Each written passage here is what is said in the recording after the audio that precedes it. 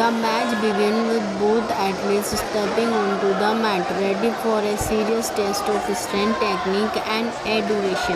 The opening exchange is fast. The boy immediately pushes forward, trying to control the girl with pressure and strength. For a few moments, he looks completely in control, forcing her to defend and looks for an escape.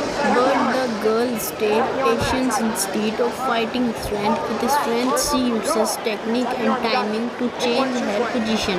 Suddenly, she finds an opening and takes control of the exchange. Now the momentum has shifted. The boy struggles to escape while the girl keep applying pressure and searching for the next move. Just when it looks like the girl has taken complete control, the boy fight back. He manages to reverse the position and one